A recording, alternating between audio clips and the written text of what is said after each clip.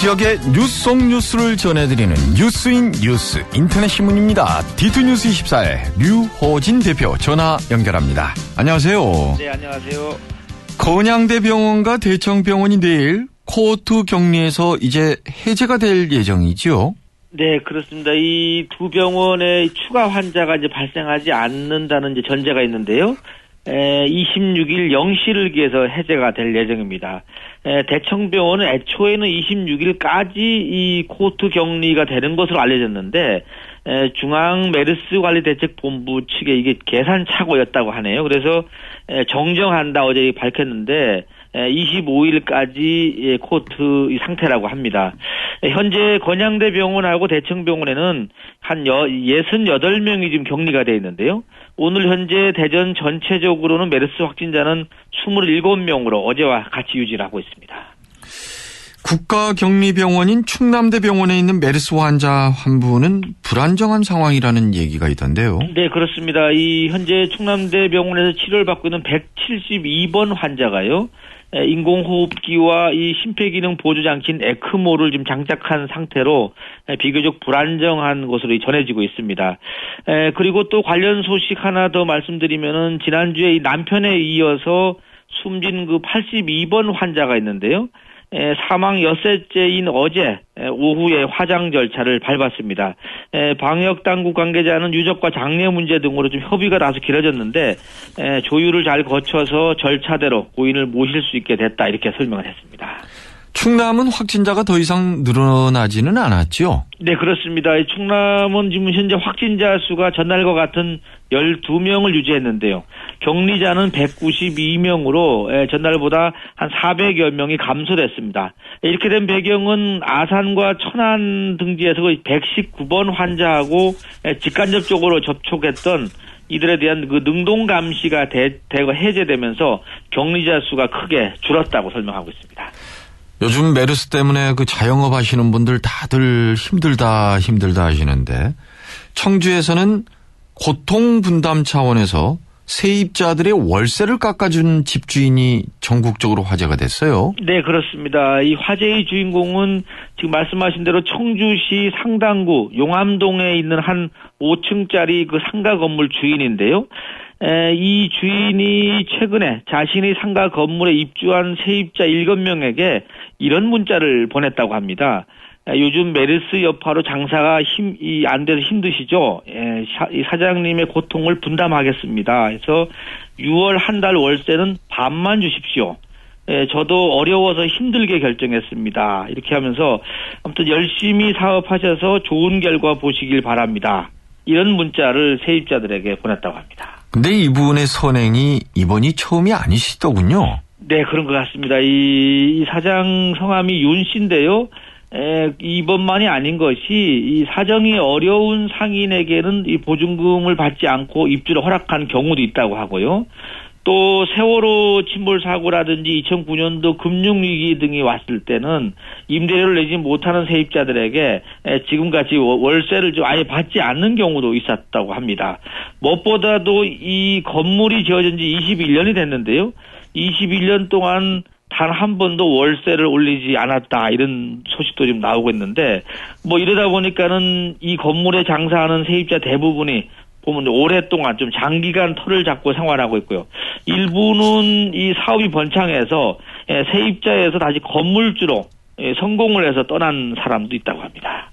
뭐 심지어는 명절 때 세입자들에게 매년 오히려 선물을 챙겨줄 정도였다고 하니까 참 이 마음이 정말 따뜻합니다. 이렇게 큰 나무 밑에 있으면 그늘도 큰 것 같아요. 네, 그렇죠. 25년째 무료 급식을 해오던 아주 유명한 곳이죠. 성모의 집이 딱한 처지가 됐다고 하는데 관련 소식도 좀 전해주시죠. 네, 이 성모의 집은 1990년도에 이 삼성동 노인회관 2층의 문을 열었는데 올해로 25주년을 맞았는데 아직도 이 편견의 벽에 가로막혀서 새로운 둥지를 찾지 못하고 있다고 합니다. 이 성모의 집은 월요일부터 금요일까지 하루 평균 한 200여 명에게 무료 급식을 지금 제공하는데요. 여기에는 한 25명 정도의 봉사자가 강번제로 돌아가면서 돕고 있는데 25년째 한 장소에서 계속 운영되고 있는데 이러다 보니까는 그 세월만큼 이 시설도 많이 넓고 좁아서 뭐 어르신들이라든지 몸이 불편한 노숙인들이 이용하기에 아주 불편한 상태에서 계속 유지가 되고 있다고 합니다. 근데 이 장소를 몇 차례 옮길 기회가 있었는데 번번이 수포로 돌아갔다면서요? 네, 그렇습니다. 이 천주교 대전교구 측에서 몇 차례 이제 이전을 추진했다고 합니다. 그런데 무산된 이유가 바로 안타깝게도 주변 이 시민들의 반대의 벽이라고 하는데요. 2010년도에는 이 성모의 집 바로 옆에 삼성동 사무소 부지가 매각한다는 소식이 있어서 이 공간을 아예 매입을 하려고 했는데 동구청에서 이 주민들 반대한다는 의식을 하고 결국 매각 자체를 취소해서 무산이 됐다고 합니다. 또 한 번은 이 홍도동 사무소 부지를 매입해서 아예 시설 공사까지 다 마쳤는데 주변에서 땅값 떨어진다는 이유로 주민들 반대해서 이것 또한 무산이 됐다고 하는데요. 뭐 대전교구 측에서는 이전할 곳만 찾으면은 이전을 하겠다는 방침인데 이 무료급식소에 대한 시선이 싸늘해서 이 부지 선정이 참 어렵다고 하고요. 그러면 현재 부지를 매입하려고 했는데 이것도 어려운 것이 이 바로 뒤에 이 하천 도로 확장 공사가 예정돼 있다 보니까 도로가 진행되면 결국은 이 현재의 집이 없어지게 돼서 결국은 지금 어떻게 보면 나앉을 처지가 됐다. 이런 뉴스가 나오고 있습니다. 예, 오늘 소식 잘 들었습니다. 네, 감사합니다. D2뉴스 24의 류호진 대표였습니다. 자, 보너스 뉴스 시간입니다. 중앙로에 이 차 없는 거리를 했을 때 과연 중앙로가 활성화될 것이냐 아니면 교통체증만 유발할 것이냐 사실 이 문제 갖고는 여러 의견이 분분합니다. 뭐 상인들도 그렇고 전문가들도 그렇고 한데 대전시는 이 차 없는 거리를 정책적으로 선택하는 것 같습니다. 오는 9월부터 매월 셋째 주 토요일을 차량 통행을 제한하고 여기를 차 없는 거리를 운영하면서 음악이나 미술, 놀이마당, 체험부스 이런 즐길거리하고 볼거리를 마련해서 어떻게 보면 시민들을 유인해서 끄집어 당겨서 그 지역을 좀 활성화시키겠다 하는데 아무튼 잘 좀 됐으면 좋겠습니다. 네. 그리고 이 학교 성면 피 노출돼 있다는 뉴스가 오늘 올라와 있는데요. 2012년도에 이 성면안전관리법이 시행이 됐는데 그 이후에 한 2년 동안 전 학교 건축물 성면 사용 실태 전수조사를 했다고 합니다. 이 결과를 봤더니만요. 대전 같은 경우는 유치원까지 포함해서 전체 571개 학교가 있는데 이 571개 학교 가운데 324개 학교, 그러니까 56%가 성면 위험에 노출된 것으로 밝혀졌고요. 요즘 최신 지었다고 하는 세종시의 경우도 만만치 않은데요. 80개 학교 중에 26개가 성면에 노출돼 있다고 합니다. 충남은 1232개 학교 가운데 949개 학교가 아까 77%인데요. 성면에 노출돼 있다 하는데 뭔가 좀 대책이 세워져야 될 것 같습니다. 안타까운 소식이 있습니다. 이 카이스트 대학생이 엊그제 숨진 채 발견됐는데 이게 올 들어 두 번째라고 하네요. 23일 오후 6시 40분쯤에 카이스트 기숙사에서 이 학교 대학원생이 목매 숨져 있는 것을 동료가 발견해서 신고했는데요. 뭐 주변에 유서는 없었던 것으로 전해지고 있고 타살 혐의점이 발견되지 않아서 결국 자살로 지금 보는 것 같습니다.